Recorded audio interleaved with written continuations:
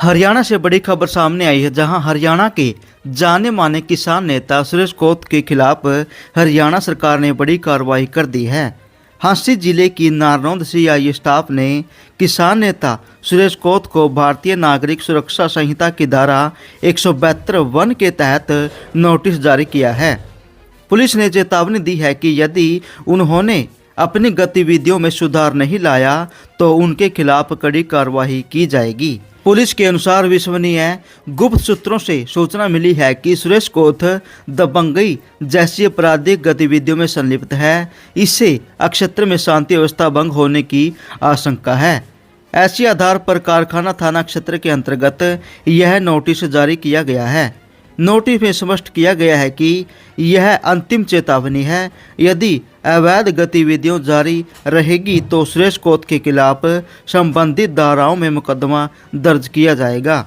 इसके अतिरिक्त उनकी चल अचल संपत्ति, वाहन, मोबाइल फोन और बैंक खाते जब्त किए जा सकते हैं। पुलिस ने बताया है कि धारा 172(1) के तहत पुलिस अधिकारी के वैध आदेशों का पालन करना अनिवार्य है। नोटिस में आगे चेतावनी दी गई है कि भविष्य में पुलिस आदेशों की अवहेलना करने पर धारा 172(2) के तहत गिरफ्तारी, हिरासत और शांति भंग व सामाजिक गतिविधियों के संबंध में आवश्यक कानून कार्रवाई की जाएगी। पुलिस का कहना है कि कानून व्यवस्था बनाए रखना उनकी प्राथमिकता है और किसी भी प्रकार की दबंगई या सामाजिक गतिविधियों को बर्दाश्त नहीं किया जाएगा। पुलिस ने आमजन से भी सहयोग की अपील की है ताकि क्षेत्र में शांति और कानून व्यवस्था कायम रहे। वहीं मामले में सुरेश कोत ने बताया है कि पुलिस कर्मचारी उनके घर पर उनकी पत्नी को यह नोटिस देकर गए हैं।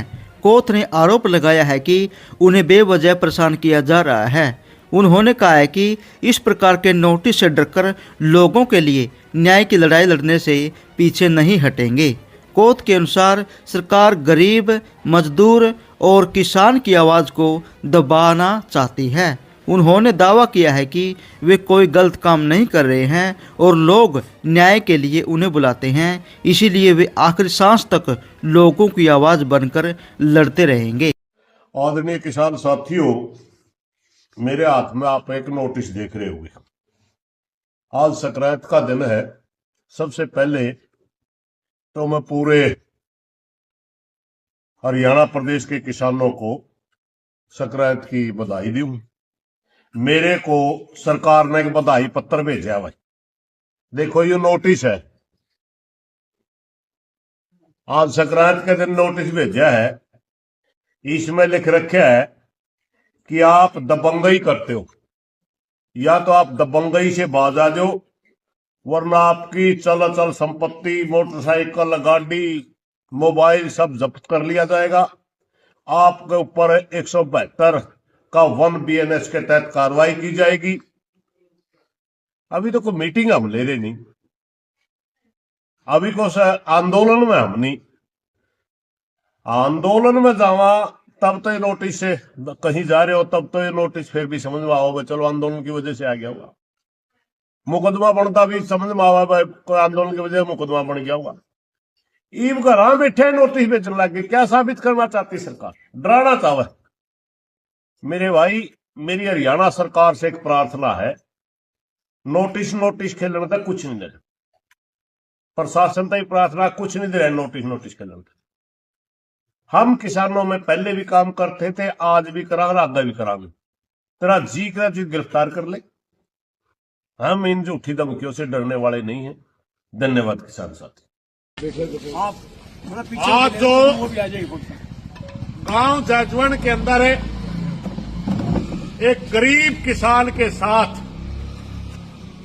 जो प्रशासन धक्काशाही कर रहा है, भारतीय किसान मजदूर यूनियन वह धक्काशाही नहीं होने देंगे। कभी जमाने में, आज तक 5-4 साल पहला उस भाई ने कोई बैंक का लोन लिया होगा। लोन लिया 6-7 लाख का, 7 किले के ऊपर लोन है, और 6-7 लाख में 4 करोड़ की जमीन की नीलामी के नोटिस काट दिए। कहां का न्याय है भाई? इस देश के अंदर हर साल लाखों करोड़ रुपए उद्योगपतियों को माफ कर दिए जाते हैं, राइट ऑफ कर दिए जाते हैं। जबकि कोई गरीब किसान अगर फसल मर जाए, पशु मर जाए, घर कोई बीमारी आ जाए, लड़का लड़की की शादी करनी पड़ जाए तो 5-4 लाख रुपए बैंक से ले ले, उसकी जमीन की कुड़की के नोटिस निकाला।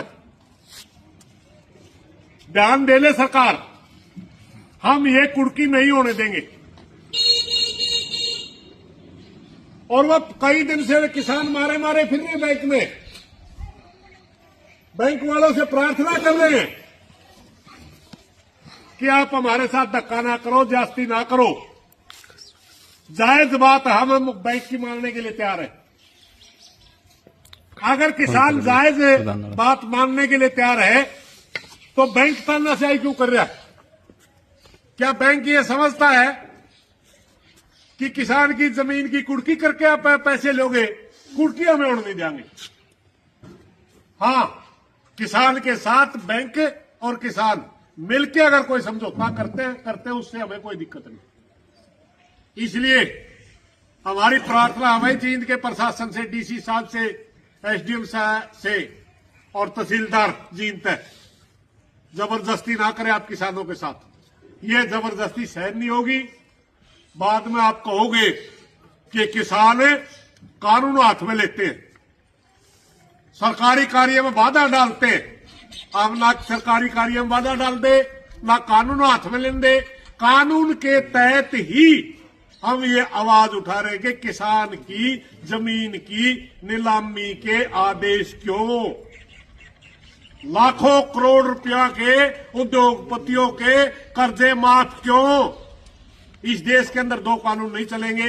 इन्हीं बातों के साथ मेरी पूरे जजवंत गांव से भी प्रार्थना है, पूरे जजवंत गांव के मौजूद बुजुर्गों से प्रार्थना है, जब भी अगर कोई प्रशासन आवे तुरंत भाई, ये हमारे कुलबीर मलिक जी जिला जींद के अध्यक्ष हैं, चहल साहब तो आपका गांव में के हैं, दरियाला हमारी इसमें जजमेंट में कोई फर्क नहीं है। आधी रात भी फोन कर दियो कौन से दौरा में सारे तैयार पावांगे और बिल्कुल भी नीलामी नहीं होने देंगे। और पूरे जजवंत गांव तक भी मेरी प्रार्थना है, अगर कोई आपस का छोटा मोटा किसी भाई का द्वेष हो, वो इसके बीच में ना काटियो भाई। वो चीजें न्यारी है। आज यह एक भाई गला करी, बैंक ने तड़के दूसरे गला करेगा, परसों तीसरे गला करेगा। इस हिसाब से तो फिर सारी जमीन उद्योगपतियां का चली जाओगे अपनी। तो सारे भाइयों ने मेरी प्रार्थना, पूरा जजमेंट एक होके इसका गलत कार्रवाई का विरोध करो।